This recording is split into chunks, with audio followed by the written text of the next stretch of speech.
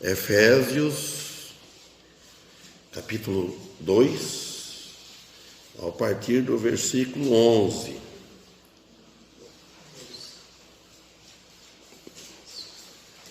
Domingo 12/5 desse ano, eu estudei, comecei esse capítulo, veio até versículo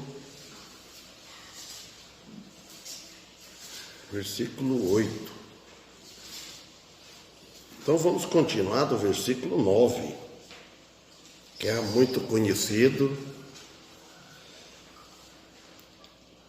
Qualquer cristão sabe falar isso de cor,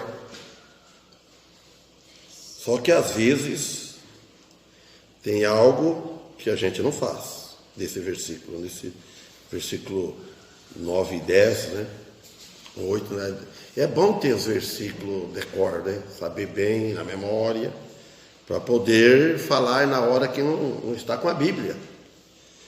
Então no versículo 9 ele disse: não vem das obras para que ninguém se glorie, porque somos feituras sua criada em Cristo Jesus, para as boas obras, as quais Deus preparou para que andássemos nelas.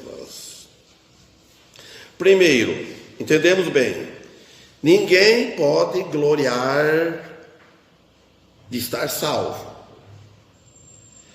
Ninguém pode gloriar nas suas obras, na sua obediência, porque muitos vai dar glória em si, e não dá glória em Deus.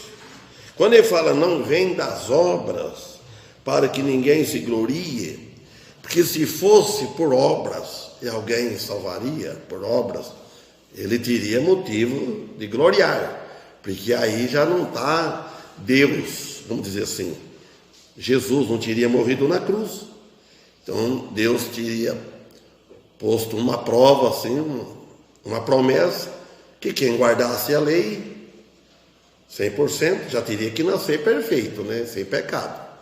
E depois, se pecasse, guardasse a lei, aí ia gloriar, mas não é. E nem por muitas obras, vamos dizer assim, se fosse assim, se ele pecasse menos, se ele servisse mais a Deus, fosse mais bom do que ruim, por exemplo, se a salvação fosse assim, então ele iria gloriar. Então eu fiz mais pontos, fosse por pontos, né? Fosse por pontos, então eu ia gloriar, né? Eu fiz mais pontos, 80 pontos, 90, 51, 50, por exemplo, já teria reprovado, está no meio, né? 51 pontos de bondade. Aí ele podia gloriar. Eu vi os outros 40 pontos, 50. Outros 80, outros 60. Não!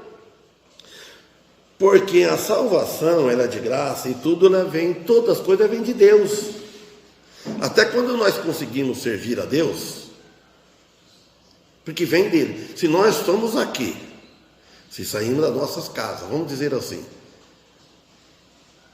com esse frio, e veio até nesse local aqui, é por causa de Deus.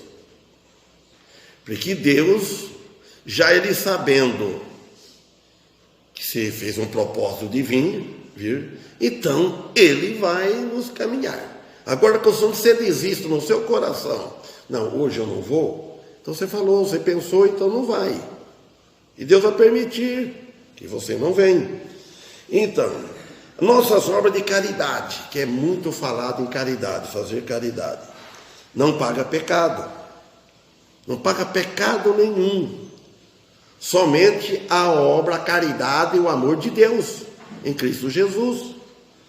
Aí ele fala assim, agora não vê o lugar das obras, porque somos feitura sua.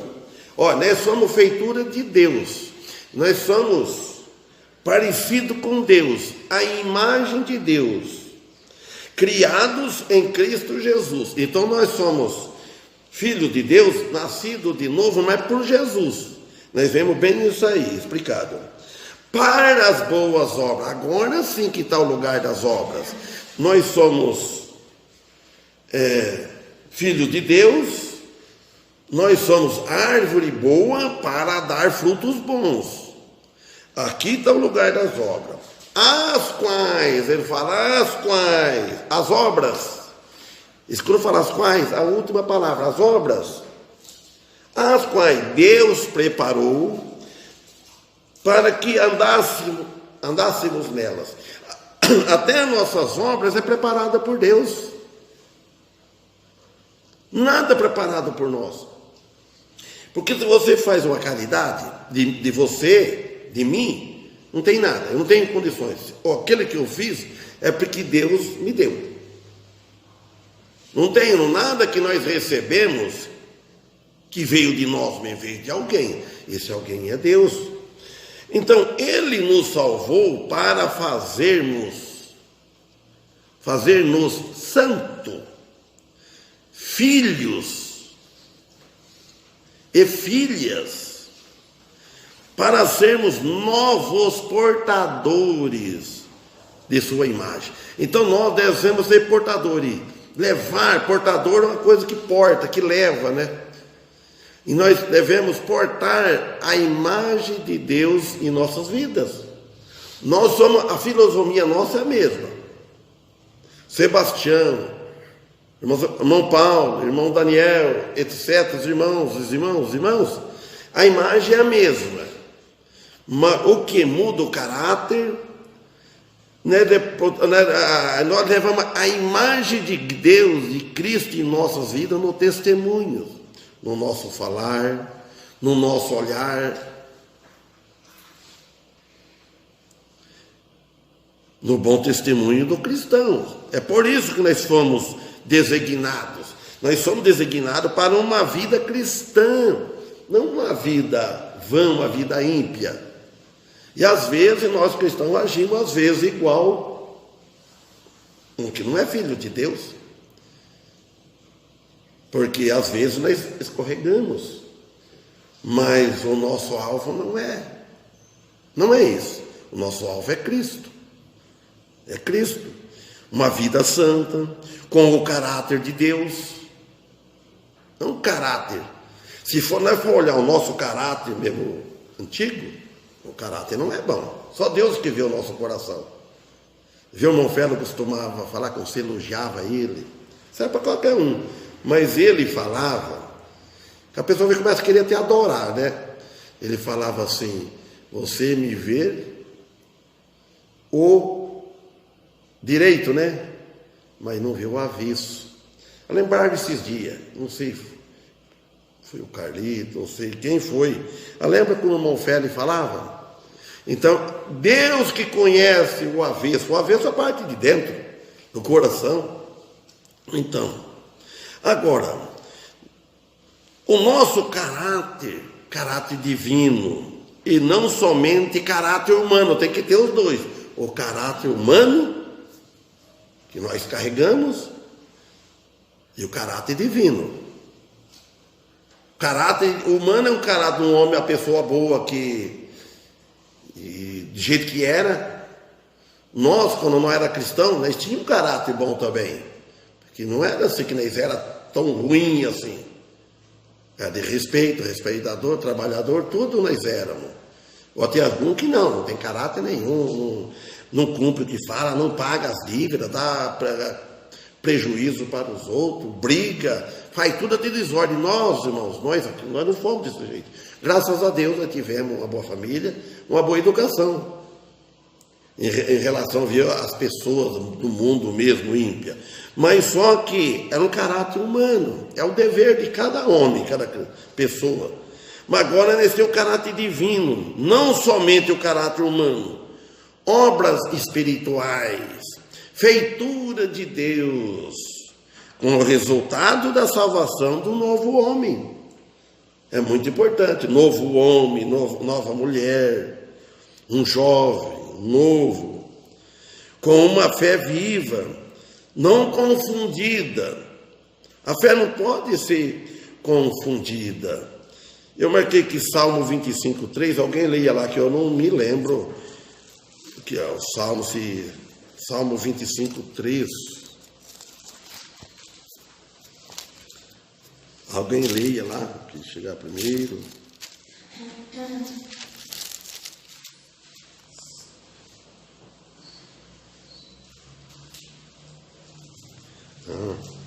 Tá mais ou menos. Acharam?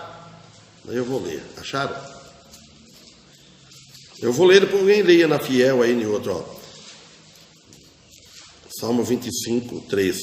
Certamente nenhum dos que esperam em ti serão confundidos, serão envergonhados os que transgridem sem causa. Então, ele fala, certamente ninguém espera em ti. Certamente nenhum dos que esperam em ti. Nós esperamos em ti em quê? Aqui ti está a letra maiúscula. Em ti seria o Senhor. Então nós esperamos tudo que espera no Senhor. Nenhum é confundido. Então nós não somos confundidos. Serão envergonhados os que transgridem sem causa. Leia alguém assim, fala assim também.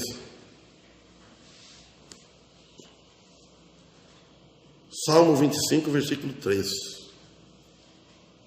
Pode ler? Pode ler. 25, 3, né? É. Na verdade, não serão confundidos os que se esperam em ti. Confundidos serão os que transgridem sem causa. Então, aqueles que não esperam no Senhor, ele está dizendo, não vão recebê-lo, não vão receber nada. Aqueles que não esperam no Senhor. Então, nós esperamos no Senhor. Então, não serão confundidos. Agora, versículo 11 aqui, que eu falei que lá de Efésios, capítulo 2. Portanto, lembrai-vos, ele faz aqui, explica para nós, lembrai-vos, quando nós no outro tempo. Aí depois vamos ver Pedro, 1 Pedro 4, versículo 13. Pode esperar lá. Olha que ele fala no versículo 11. Portanto, lembrai-vos de que vós, no outro tempo, éreis gentios na carne e chamados em circuncisão, pelos que na carne se chama circuncisão, feita pela mão dos homens. Então ele fala, vocês já lembram que no outro tempo, no tempo passado das nossas vidas, depois levamos lá em 1 Pedro, capítulo 4, versículo 13. No tempo que vocês eram gentios na carne. Gentio, quer dizer, vocês eram estrangeiros, era estranho na carne, falando para nós. E chamado incircuncisão. Não era circuncidado o coração, como em Deuteronômio eu também falo, eu já esqueci até a passagem que é lá. Então, que lá fala circuncidado, ela lá do coração, a circuncisão tem que ser do coração. Então aqui, ele fala, pelos que na carne se chama circuncisão feita pela mão dos homens, que fazia de primeiro, de todo o tempo da lei, os judeus. No tempo da lei, quando eu tinha 7 anos, então, nessa idade, era circuncidado. Era feita uma cirurgia. Então, agora, gentios, estranhos, porque não estavam em aliança com Deus, não estavam em união com Deus. Então, nós, naquele tempo, nós era estranho. Nós não estávamos em aliança com Deus. A circuncisão física debaixo da antiga aliança, que era a sua prova externa. Vamos ver lá em 1 Pedro. Alguém já achou?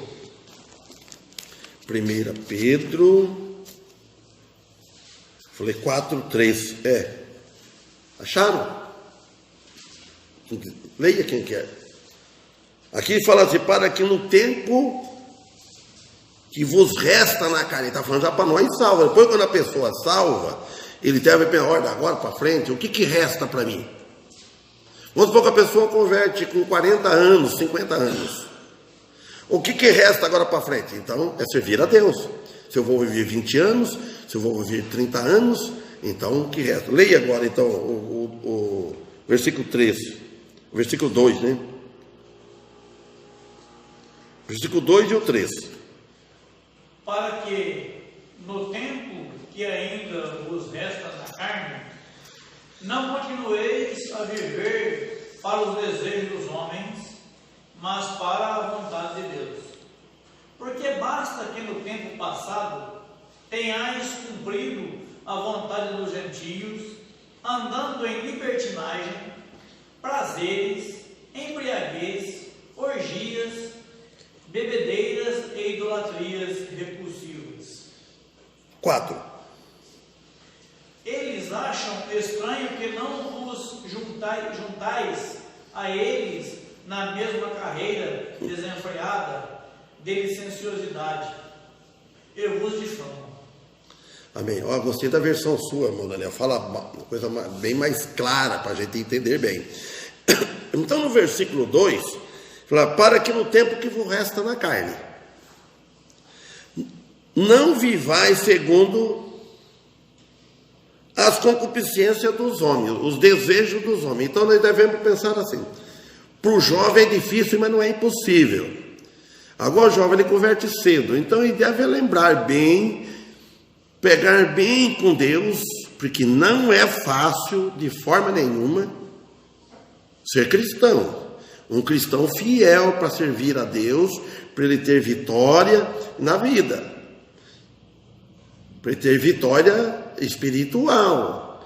Então, olha, ele não viver mais segundo, conforme o que ele vivia, nas cobiças, nas vaidades vãs. Ele deve, quanto mais melhor, mais servir a Deus, só tem a ganhar. Tem pessoas que converteu cedo, 15 anos, 17 anos. O pastor Esteves, se eu não me engano, ouvia falar, a senhora lembra? Parece que era 15 anos.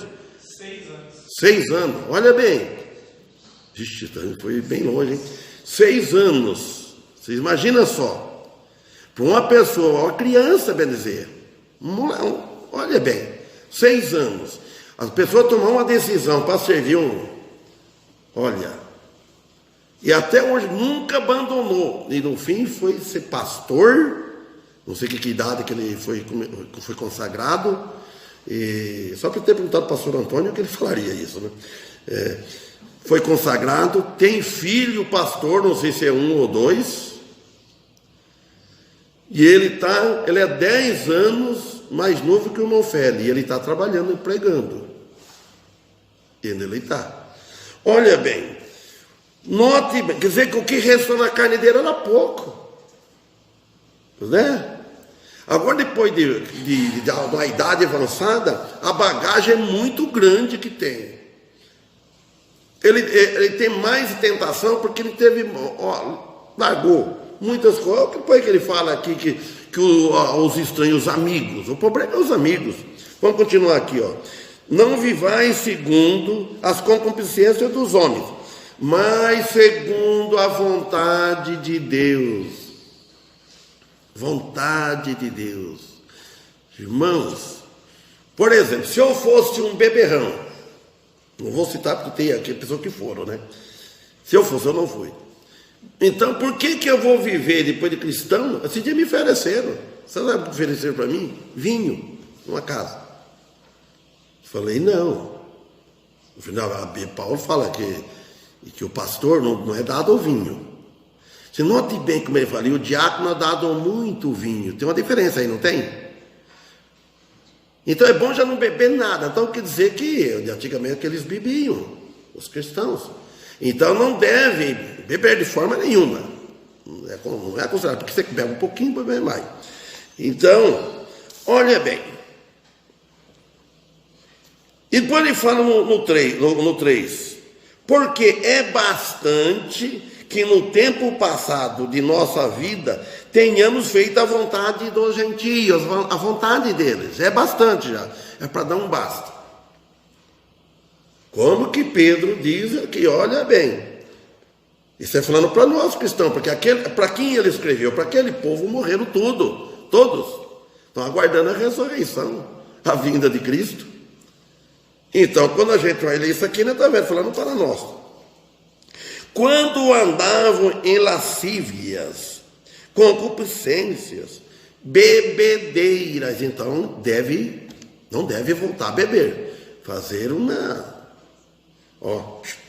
não deve nem beirar, nem sentir o cheiro, porque é atentado, que quem bebeu, né? Que no Caritas que ele já falou que ele bebia. Meus irmãos bebiam cerveja, eu nunca bebi cerveja, nunca gostei, nunca achei graça naquilo, sinceramente, eu não consegui aprender a beber aquilo, graças a Deus.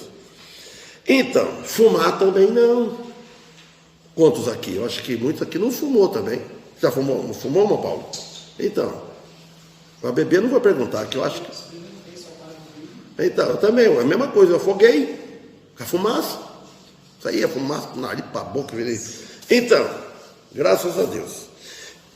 A gente... Então, ele acha, porque é bastante que nós temos nas nossas vidas, tempos passados, nós já fizemos a vontade. Vê os amigos hoje, quer que você faça vontade, né? Bebe um golinho aqui, para almoçar e tal, assim, para comer. Não. Olha, quando nós andávamos, olha, em lascívia, tudo concupiscência, bebedeira, glutonaria. Sabe por que é glutonaria? A pessoa que só pensa em comer. Glutonaria, a pessoa que só pensa no estômago. Ele não pensa em servir a Deus, não pensa de orar antes para servir, para alimentar. Só pensa em comer, não quer nem saber dos cultos, das coisas da igreja lá. É parecer uma festa, qualquer coisa que tem de comer. Não, eu não quero nem saber de igreja. Vai. Então, deveria-se servir a Deus primeiro, para depois vamos participar no banquete. Então, glutonaria, que só pensa em comer. Orgias. O que eram orgias? Que fica...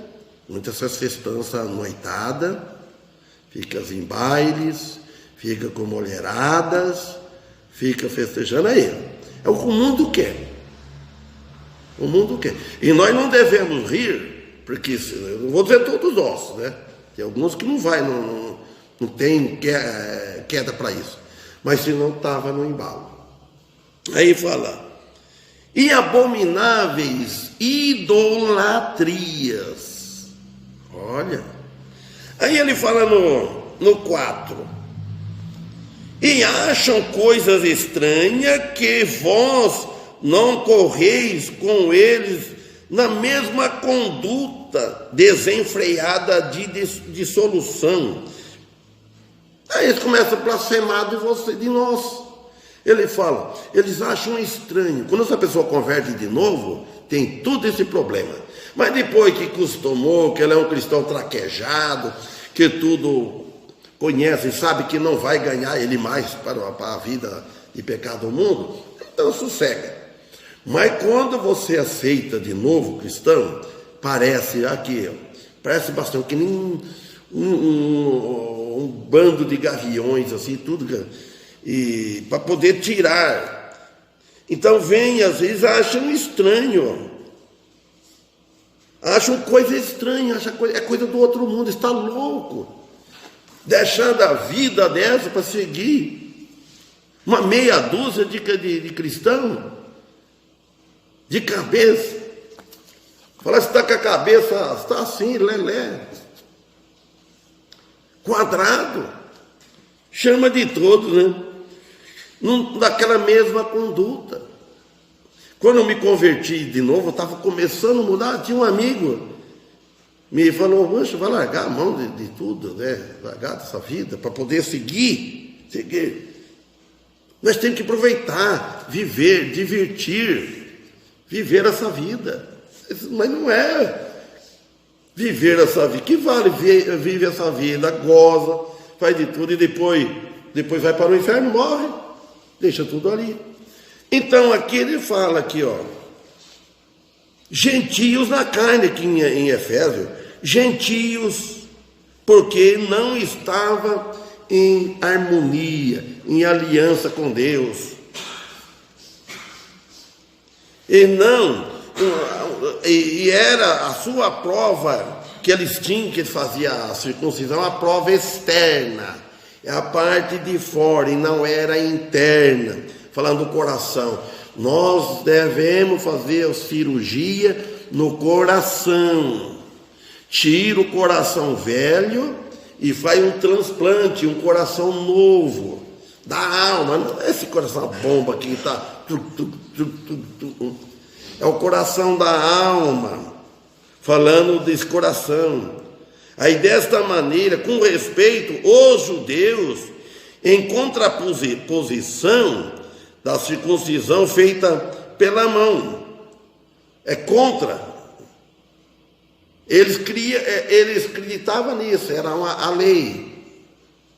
Por isso, agora vai falar no outro tempo, porque na carne, por mãos humanas, o oposto da circuncisão é a circuncisão espiritual do coração. Agora eu vi aqui, Deuteronômio 10:16. Quiser ler? Deuteronômio 10:16.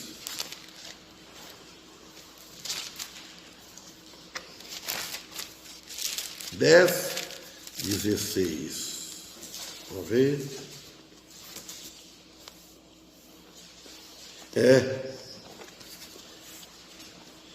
Circuncidai, pois, o prepúcio do vosso coração, e não endureçais mais a vossa nuca. Aqui fala a vossa nuca, outro fala serviço, né?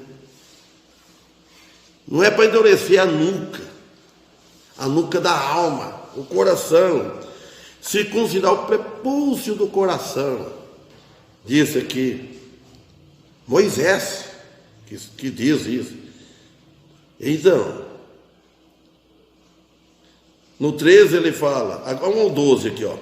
Agora, pois, ó Israel, o que é que o Senhor teu Deus pede de ti, senão que temas ao Senhor teu Deus, que andes em todos os seus caminhos e o ames, e sirvas ao Senhor teu Deus com todo o teu coração e com toda a tua alma. Se isso era para eles, é para nós também. É uma coisa para nós, ó povo de Deus, ó igreja de Cristo, o que é que o Senhor teu Deus pede de ti? Falando isso, para nós, vamos interpretar assim. O que?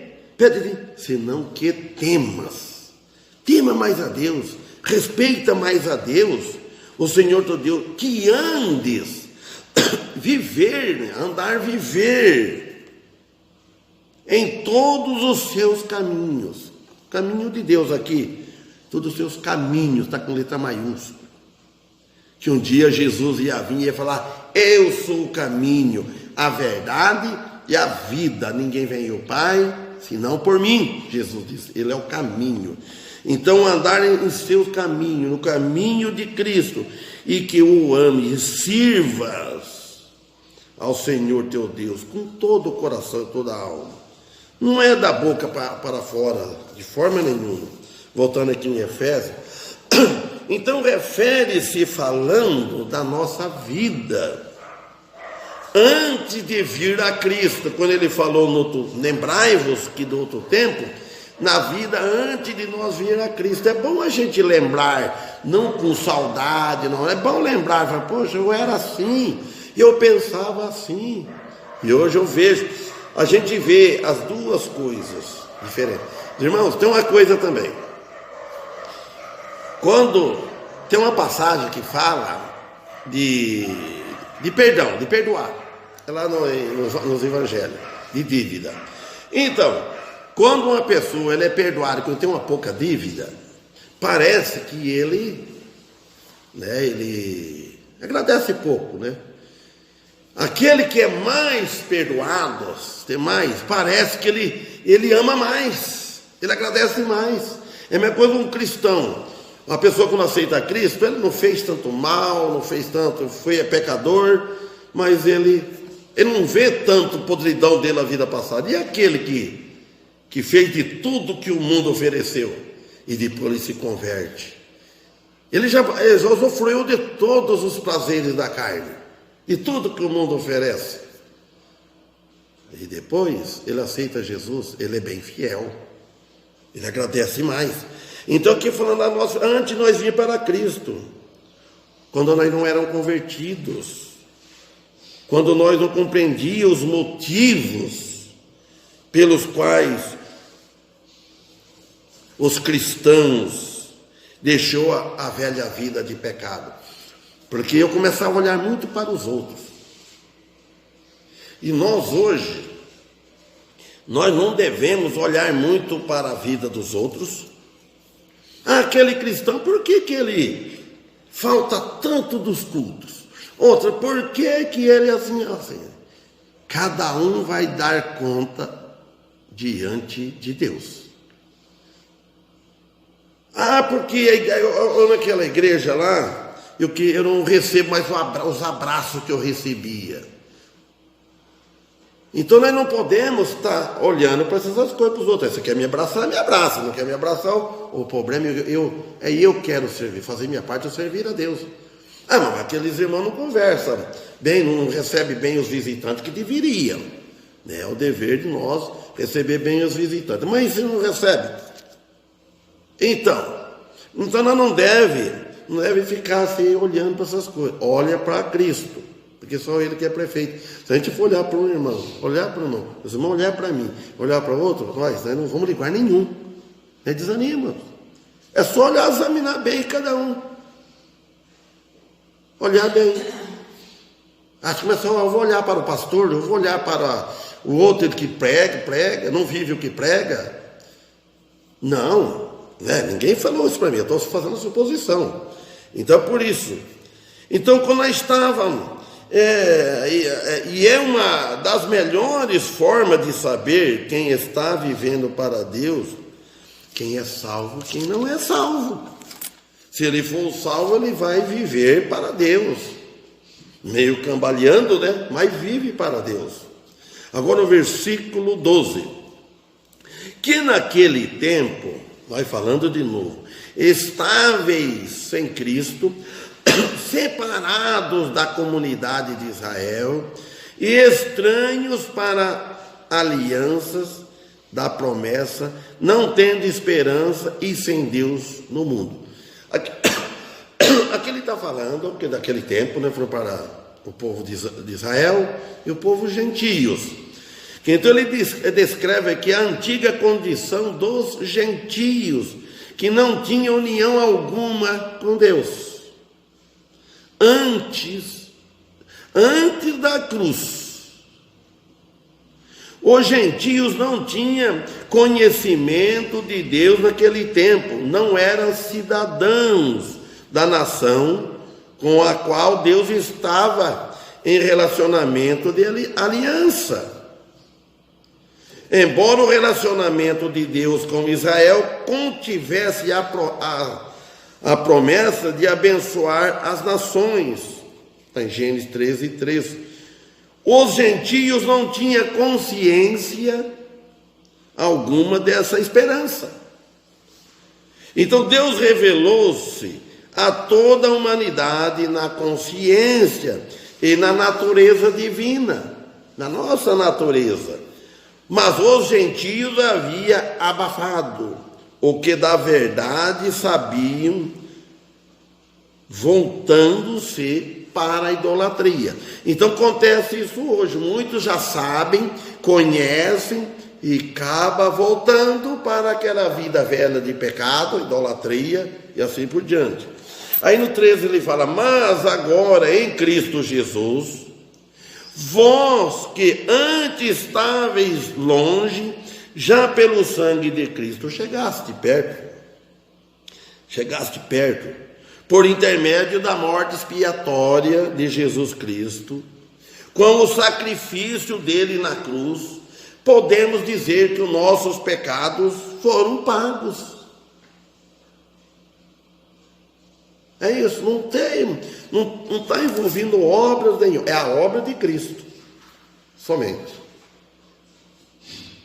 A base de toda a nossa salvação é Cristo, na vida, somente. Na vida de alguém que tem a vida. Está em 1 João 5,12. Somente pela fé nele, uma fé viva, uma fé bem estruturada. Ele fala, estáveis sem Cristo. E nós estávamos sem salvação, sem aquele relacionamento com Deus. Que relacionamento que ele tinha com Deus? Ele pensava que tinha. Rezava lá, assim. Não, hoje nós temos um relacionamento com Deus. Deus nos ama, Ele ama o mundo todo. Nós oramos, clamamos a Ele, pedimos, temos confiança. Então, relacionamento. Participamos da ceia. Então, agora, sem o perdão de Deus, em Cristo Jesus, seu Filho, porém, continua inimigo, sem paz, no mundo de trevas. Agora ele fala aqui no 14, porque ele é a nossa paz, o qual de ambos os povos fez um, e derrubando a parede de separação que estava no meio, na sua carne desfez a inimizade, isto é, a lei dos mandamentos, que consistia em ordenanças, para criar em si mesmo dos dois um novo homem, fazendo a paz. E pela cruz reconciliou ambos com Deus em um corpo, matando com ela as inimizades.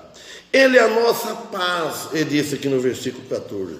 Tudo que ele fez na cruz. Por isso que temos essa paz com Deus. Tanto judeus como gentios, derrubando a parede de separação que estava no meio. Referindo aos átrios do templo em Jerusalém, uma parede separava os gentios dos judeus. Eu já vi duas explicações do pregador pregando aqui, um diferente do outro.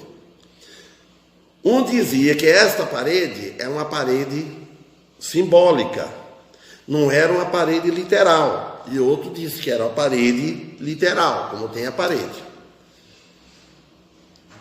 Outro disse simbólica. Eu não sei, mas penso que essa parede simbólica, quando Jesus derrubou, então, essa parede que ele morreu na cruz, quando ele ressuscitou. Essa parede simbólica, se for, continua do modo que eu penso até hoje. Ora, na igreja não tem uma parede de separação entre os cristãos e os visitantes que não são ainda povo de Deus. Eles não oram, não têm esse privilégio, eles não participam da ceia do Senhor, eles não usam o púlpito, não pregam. Então essa parede separa. Agora, o que faz a separação hoje é a fé viva, é a fé morta que faz separar da fé viva que tem o povo de Deus, que somos nós. Graças a Deus por isso. Que excluíam os gentios dos átrios internos, onde era realizados o sacrifício pelos pecados. A única parede que tem hoje a incredulidade. Agora, Jesus, ele que derrubou essa parede. Porque quando ele morreu na cruz, na sua carne, ele ofereceu em seu próprio corpo o sacrifício definitivo, do qual os sacrifícios de animais eram símbolos. Então Jesus ofereceu o sacrifício definitivo. Ninguém precisa mais fazer sacrifício para chegar até o céu, chegar até o trono da graça. E outro, Deus não quer hoje. Ele não aceita nada que seja por sacrifício. Para nós virmos aqui, nós devemos vir com amor, com livre, espontânea vontade. Não sacrifício. Aí eu vou na igreja, é um sacrifício. Não, Deus não almeja isso. Então, este símbolo do templo eram apenas sinais, que parece que tinha assim, que excluía os gentios. Há leis cerimoniais do Antigo Testamento, que no passado separavam os judeus dos gentios, aquele tempo. Aí Jesus veio, pronto, resolveu o problema, pela cruz, ele pagou os pecados da humanidade, o que significa uma obra completa, perfeita. No versículo 16, pela cruz reconciliou ambos com Deus. Então, pela cruz, Cristo reconciliou nós, judeus, por mais pecador que seja. Nós era inimizade com Deus, ele reconciliou. Mas não é porque ele reconciliou que todos estão salvos, vão para os céus. Ele pagou essa dívida. Agora tem que cada um fazer a parte dele de confessar os pecados e aceitar. Não é por causa disso agora que todo vai para os céus. De forma nenhuma. Então, quer dizer, é só pela expiação que ele fez que os homens se reconciliam com Deus. Fora disso, não. Os judeus e os gentios podem fazer parte do mesmo corpo, quer dizer, da mesma igreja. Então pode fazer parte, tomar a ceia. Só não pode a pessoa que não for regenerada. Mas não é porque Jesus pagou os pecados, então vem todo visitante, vem qualquer um, vamos tomar a ceia, participar. Não, eles têm que ser beneficiados por esse sacrifício. O sacrifício foi feito, a conta está paga, mas precisa de aceitar. Os judeus e os gentios podem fazer parte do mesmo corpo de Cristo, tomando a ceia junto. Cristo tirou essa barreira de separação. E vindo ele, versículo 17, e vindo ele evangelizou a paz a vós que estavam longe e aos que estavam perto. Porque por ele ambos temos acesso ao Pai e um mesmo Espírito. Olha, por Jesus então nós temos acesso ao Pai. Cristo, quando ele veio dos céus, ele trouxe as boas novas, as boas notícias da paz aos gentios que estavam longe, sem esperança no mundo. Quer dizer, sem salvação. E aos que estavam perto, que são os judeus. Porque Jesus veio para eles, veio primeiro, né? Começar de lá. E o gentio parece que... E agora os gentios que estavam longe, sem esperança, e agora estão perto, todos juntos. Uma mensagem de libertação a ambos foi pregada. Também Isaías havia profetizado. Pode ler lá em 57, versículo 19. Pode dar que nós vamos parar lá, porque nós não chegamos lá ainda nesse versículo, que é a página da fé 804. Então, Isaías ele profetizou, foi profetizado, também profetizou acerca de um dia qual a paz de Deus seria proclamada aos que estavam longe e perto. Pelo Evangelho de Cristo, o Espírito Santo reúne gentios e outros, e vós outros que estavam perto, que é os judeus, na presença do Pai, em cumprimento da promessa de Isaías, que diz. Alguém viu Isaías? Leia. Isaías 57, 19. Que ele fala que ele cria os frutos. Pode ler, página 804. Eu crio os lábios paz para o que está longe e para o que está perto, diz o Senhor, e eu o sararei. Está vendo?